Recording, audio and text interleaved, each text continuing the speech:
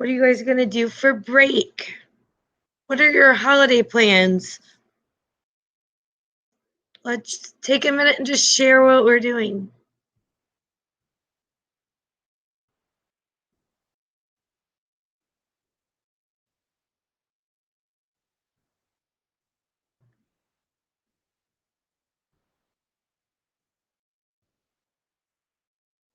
Going to your cousins. Video games, that'll be fun. Oh, your mom's babysitting, that's a lot. Playing Destiny 2. Basketball practicing games. It's basketball season. We went to see my nephew play, not last Friday, but the Friday before. So that was fun.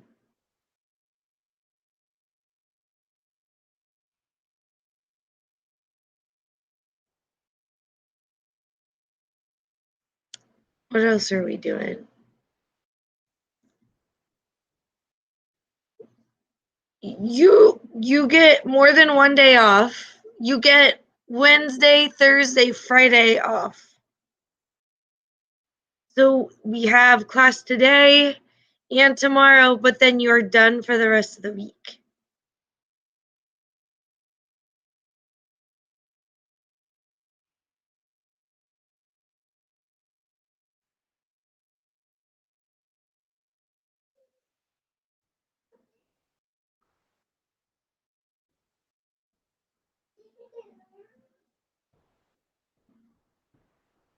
Okay, you did one on October 31st. Cool.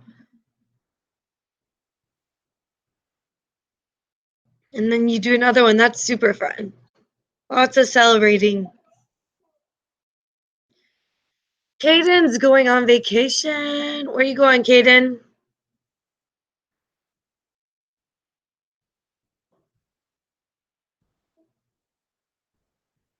Yeah. Oh my word, that'll be beautiful. How fun.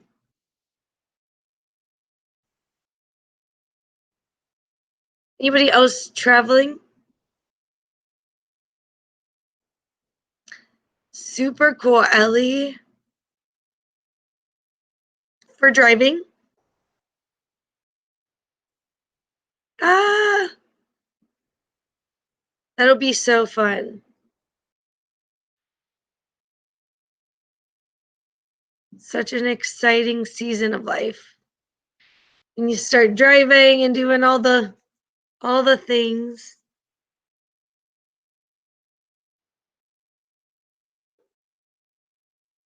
Everyone has different comfort levels with COVID and the vaccines. There's a lot more traveling. I've done some traveling too. So I think once everyone is feeling a little more protected, people are moving around a little bit more. We'll definitely be praying for your safety, Kaden, but I think it's great that you're getting a little vacation. Anyone else before we move on? Any fun holiday plans?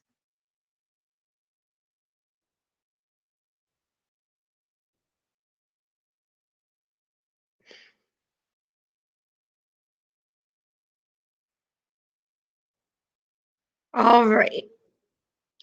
No worries. I say we just stay away from the topic of COVID personally, because we all have different perspectives of how we should personally handle it, you know? And I don't want anyone to become offended. It's easy to become offended because people seem to be very passionate about their opinions in this matter. So I'm not mad about the conversation whatsoever. I just don't want it to get any more heated. All right. Because there's lots of feels over COVID and vaccine and traveling and all of it. Awesome. So one thing I do want to share about our schedule that is a little bit different is that testing is happening when we get back from break. And guess who is proctoring testing? Any guess? Teachers. Me. I was selected. I was chosen. I'm proctoring at the Piqua site in Piqua, Ohio. So I would love to be able to see some of you if any of you are there. So the Ohio State testing, cheese balls, you can bring snacks, JB. Testing is for our Ohio State test that we usually take in the spring. Sometimes if you don't get the score that you were hoping to score in the spring, you'll take it again in the fall. So none of you will be taking the biology test, but possibly could be taking a test. So yes.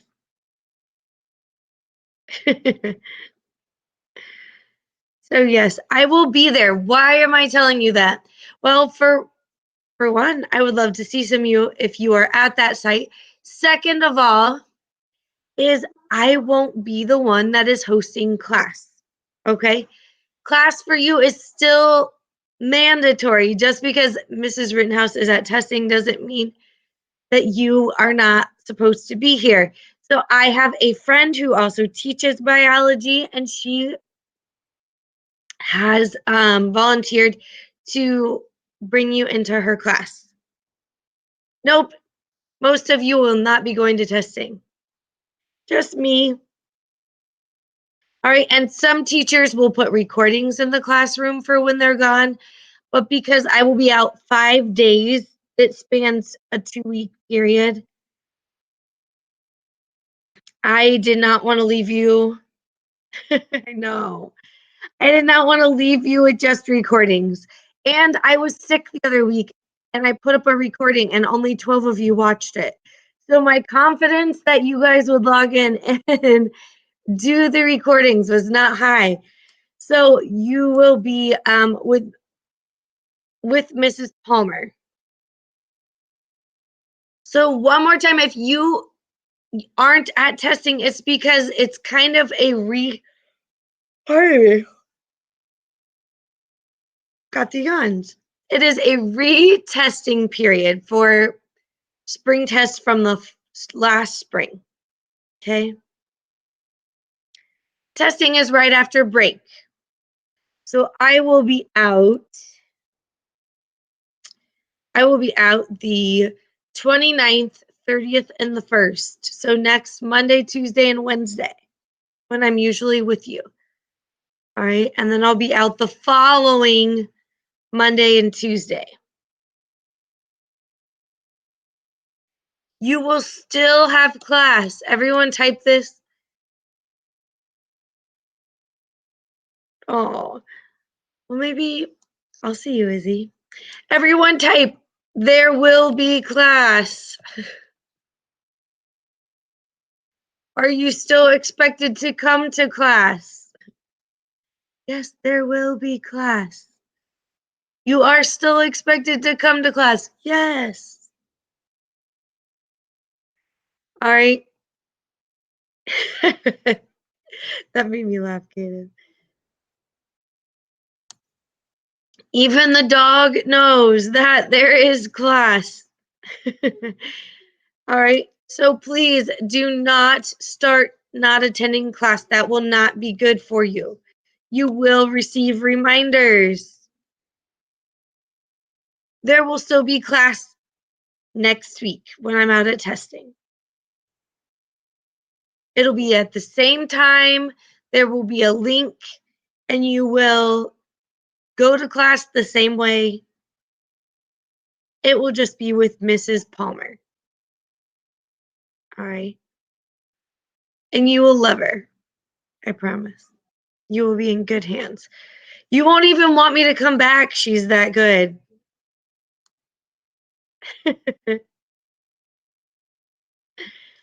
I'm leaving you in good hands.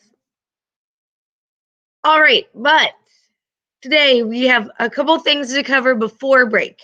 All right, so we're going to look at some unique situations when we're inheriting things. All right, we talked about all this genetics vocabulary pre-break. I'm actually going to put this back in chat. The link for our genetics vocabulary. Keep playing that. Like all unit long, just keep doing that to remind yourself of what those words are. Like I said, really, truly, 90% of genetics is knowing those words in chat. Okay. All right, let's read some goals. What in the world are we going to do today? I would love that, Kaden. Can you read for us? Sure. So we got, what does incomplete dominance mean? Perfect. What does codominance mean? I can't read that I yellow. know. I'm sorry. That yellow really doesn't. Can you complete a Punnett square that shows incomplete and codominance? Yes, you did it. So can you complete a Punnett square that shows incomplete and codominance? So last week we did a Punnett square, which shows for two parents, or F1 generation, what the genetic possibilities are for one trait. All right. So today we're going to look at some slight differences. Usually we are talking about there's a dominant gene and there's a recessive gene. If I'm going to give you, I'm going to give you an example. If this allele is represented by the letter D, all right, if I have big D, tell me about that genotype. Describe that genotype in chat. Perfect.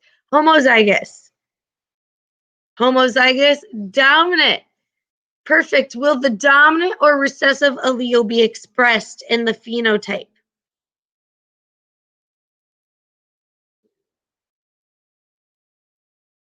Yep. The dominant gene will be expressed. What about this genotype? Big D, little d. Tell me about that genotype.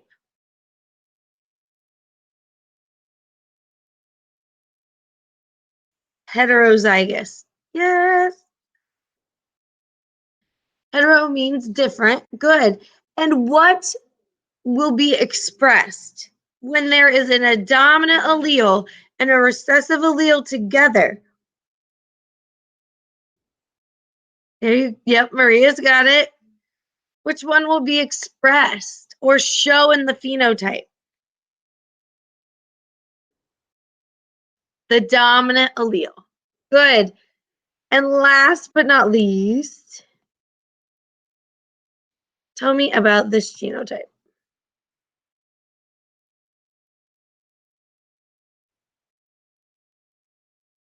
What? Tell me about little d, little d. Yep.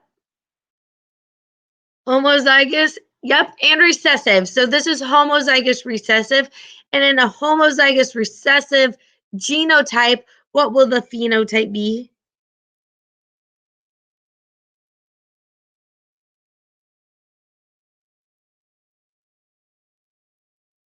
What allele will be expressed?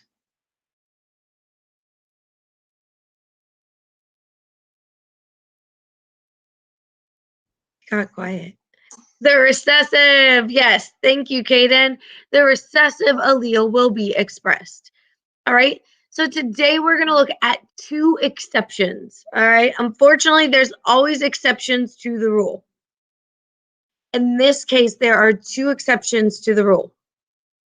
And we are going to look at those and being incomplete and co-dominant. All right.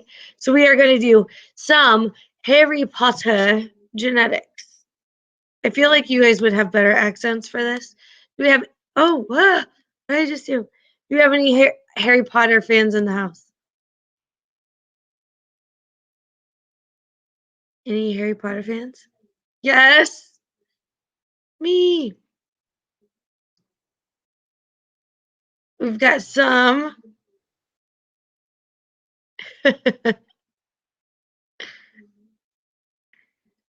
I know. I know. I'm not going to try the accents anymore. I'm leaving them up to you all. All right.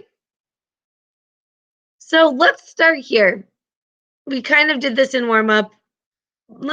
Can you guys kind of tat up my board here and write HO by the homozygous genotypes and HE by the heterozygous?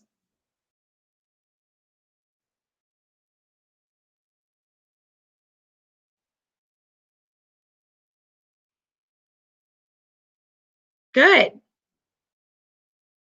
I got two more.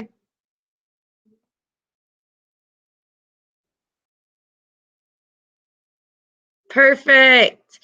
Right? So you see these are heterozygous, heterozygous, heterozygous because they have one of each allele. And then these are homozygous because the alleles are the same. All right. So being a muggle is dominant for being a wizard. All right. So in this, a muggle is dominant and a wizard is the recessive trait. Oh, you are on it down here. So the big M for muggle, anytime that is present, you will see a muggle expressed. Okay. Anytime you see the recessive allele, you have a wizard.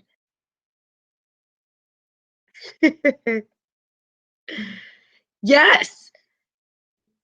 So if somebody used the word, well, almost pure blood, but purebred, if you hear the word purebred, that would mean that they have the same allele. All right. Purebred and homozygous are used as one of the same.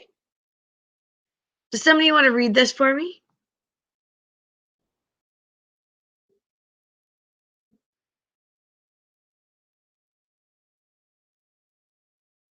Anybody want to read this?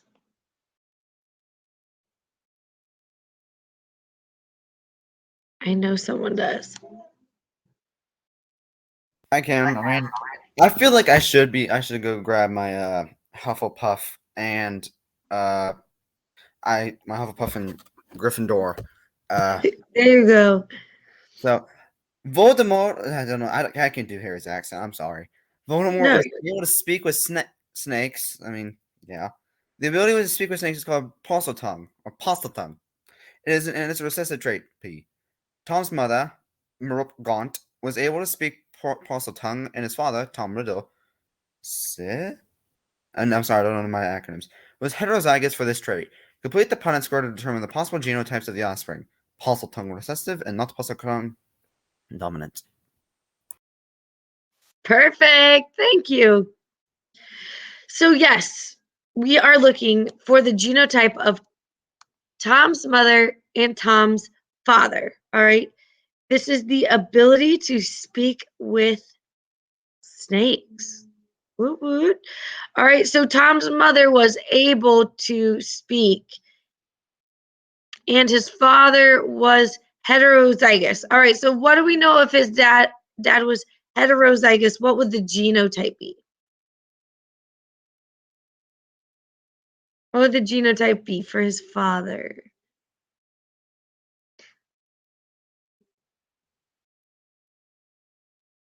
It says his father was heterozygous. Yes. All right, so let's do, I'm so bad. So we're gonna put dad's alleles up here. Big P, little p.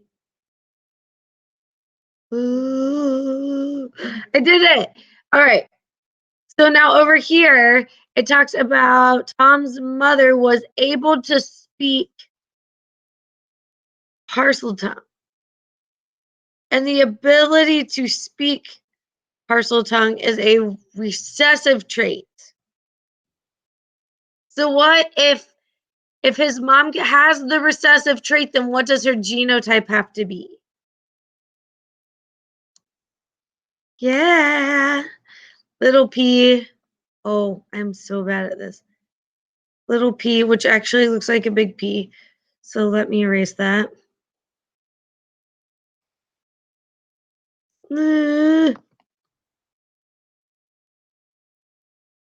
All right.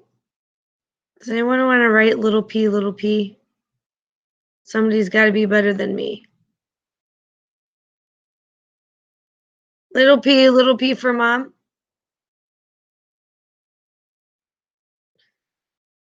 Thank you. All right. So let's go through then and do the genotypes. Can someone volunteer to do box 1?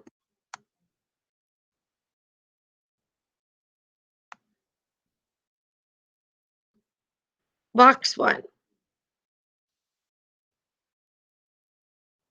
And remember, in our Punnett squares, we're going to drop down dad and move mom over.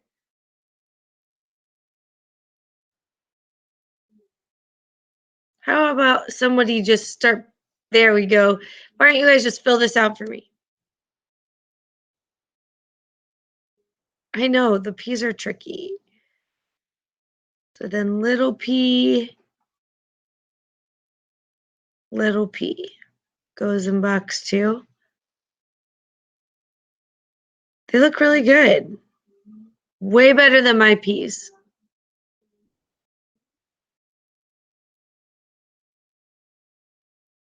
Somebody gonna be my steno? Yes. Almost, except for this is gonna be little p in box 2. You're fine. Let's just change that. Box 3. Oh, we could use it here. Yep, big P, little p, and then drop dad down, move mom over. Perfect. Little p. Awesome. You guys are wonderful.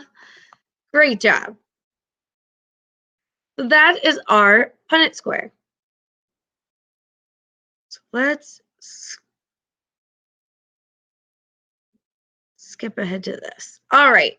So let's talk about our exceptions. All right. CoDominance. So this is when you have 2 alleles that are going to have basically shared dominance. All right. So let's look at this red flower and this white flower. All right. When you cross a red and white flower of this type, when you have one that is homozygous red with one that is homozygous white, you'll occasionally have traits that we call codominant, which means both of their phenotypes are equally expressed. All right. And it's saying basically like the red is saying, no, I'm the dominant allele. And the white allele is like, no, I'm dominant too. Okay. It's when the like recessive allele somewhat sticks up for itself. I can't stop yawning today. All right. And so they are both expressed. But this is the thing. All right. The thing to remember about codominance is that they are both expressed in their own fullness. Okay. That means we see the red and you see one petal, and that petal is solid red, right? And you see the white. You see both uniquely expressed. Why am I showing you the difference? Well, I want to show you the difference between that and, hold on. I'm going to skip one side. The other would be incomplete dominance, all right? And that's when two alleles compete for it to be expressed, but instead of being expressed, instead of the red and the white both being expressed as in codominance, it's you don't get one or the other completely expressed. It's incomplete. So like if you crossed a red flower and a white flower, you would get a pink flower. Does that make sense? So in codominance, co means both or two. All right, actually put co equals two in chat. All right, in codominance, you're going to see two different traits expressed. They are both equally expressed. And that's not very many people. Well, everyone type co equals two. Yes, because this is a big difference. And I always, as a student, when I was a biology student, I could never for some reason keep them sorted in my mind. But now that I'm a teacher, I like to come up with really solid ways of remembering things. Co equals two, which means they are both equally expressed. They're both not blended. And incomplete, that means neither one is completely expressed on its own. They're blended. Okay? So what does that look like in a Punnett square? Or when we do crosses for incomplete or codominance, we're going to use different letters for the same trait. All right? So that's when you know if you are given two separate letters for a parent's genotype like this, that you're dealing with a codominant or incomplete dominant situation. All right, so, and you're going to do it just like you would do the Punnett square you did so well. Right, you're going to drop dad down and move mom over. So it would be big R, big W. Big R, big W. All right, good. I'm gonna move this one over here. What about this box? Can somebody finish this for me? So you can see when we are crossing these parents that are purebred for this trait,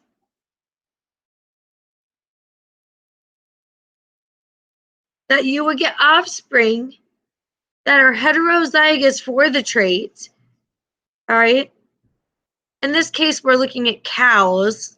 You're looking at a pure red cow and a pure white cow.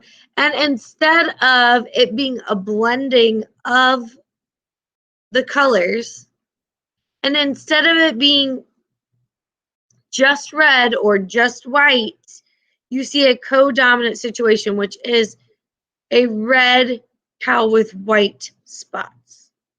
Right? This would be codominance. You did a great job, guys. So this would be incomplete dominance. All right, let's look at this. So we're using the letter R. Help me fill in the genotypes here. What's the genotype for a pink flower? Yep. Write it in there for me. Big R, little r. You're right.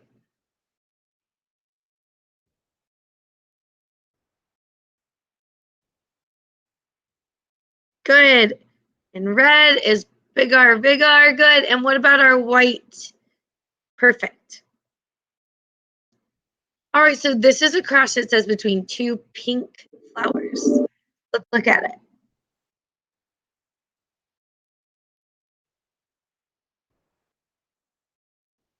Can someone set up this cross for me with 2 pink flowers?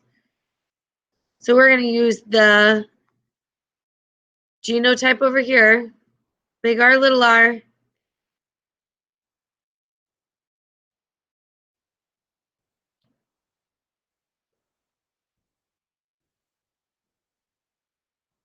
Perfect. So then let's do it. It would be big R in this first box. So let's just adjust this one by 1 letter. Big R, big R.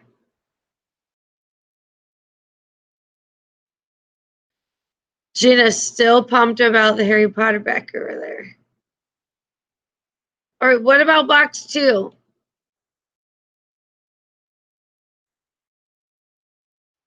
Good. Big R, little r. What about box 3? Yep. And box 4.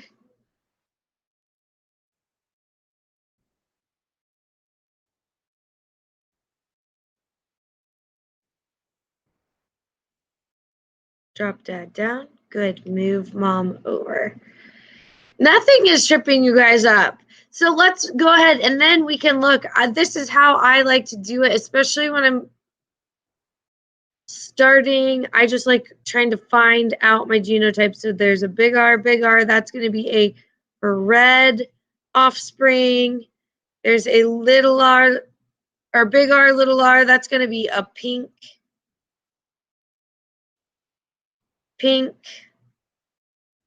and white. So if 2 pink flowers were crossed, this is how they would say, does anybody know what the genotype ratio would look like? They would call it a 1 to 2 to 1. All right, saying that there would be, you can see here, 1 homozygous recessive to 2 heterozygous to 1 recessive. See what we're doing there? Good. How do you guys feel about this? I feel like you guys really did a good job of embracing this. How do you feel?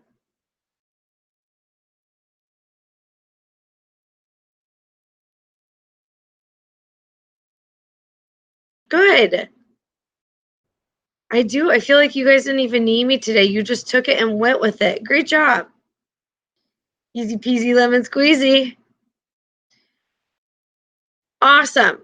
So this is a good slide you might want to save. Again, if you do your right click, you'll be able to save the image as or take a screenshot. This is a good picture just to save. All right. This shows you that the codominance, when you have co is two traits that are expressed at the exact same time in their full individuality, right? In that example, the red is still red and the white is still white, versus in our codominant or incomplete dominant situation when there's a blending. All right, there's not one clear dominant, it's incomplete. All right, they blend together in that situation. Woo woo. Awesome. So, what does incomplete dominance mean? Tell me in chat. Incomplete. It is not full one or not full the other. It's incomplete. What does it mean to be incomplete? Both phenotypes are expressed. Good. Are they fully expressed or are they blended? Yes, Jana. Like a smoothie. They're fully blended, okay? Now, in codominance, what's a codominant situation mean? How is that unique?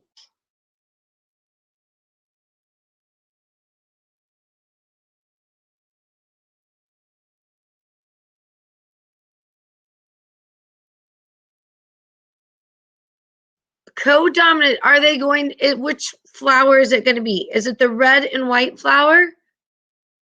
Or is it the pink? It's the mix. So incomplete dominance is going to be the pink. Okay, incomplete is there's not one real true color. All right. Codominance means two, and they're both going to be equally expressed. So incomplete dominance, I want you to remember the pink flower. Codominance is going to be the mix. Good.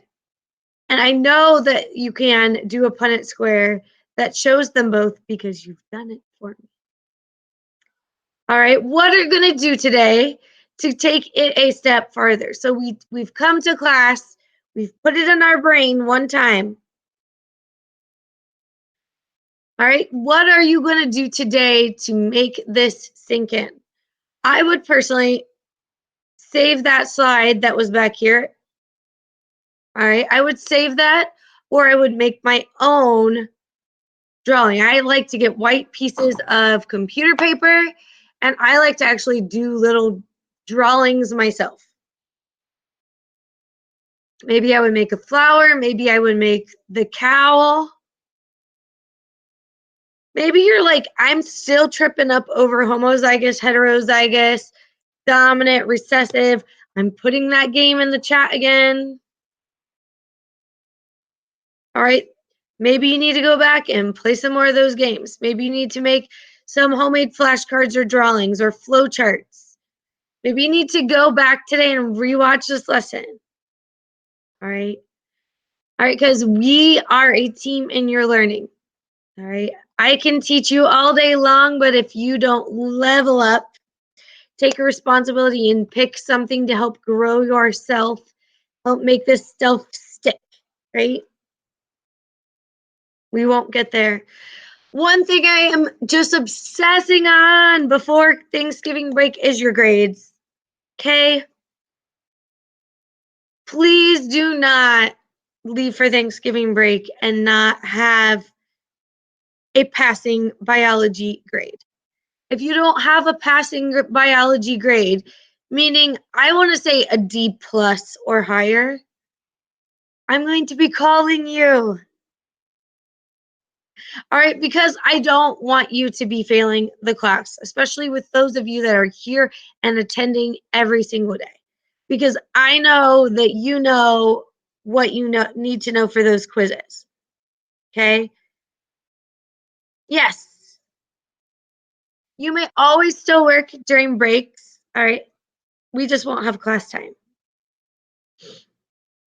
But I really, really, really, really, truly know that you know this stuff. There's not a test that's probably longer than 12 or 15 questions. That's so doable, guys. Okay? So go ahead. Let me know if I can help you with anything as you leave. You're welcome to leave. We've got one more day before break. Again, then I will be out during testing, but you will still have class next week. You'll be with Mrs. Palmer, and you're going to love her. Hopefully, you'll still take me back after those days. Have a good day, guys. Bye.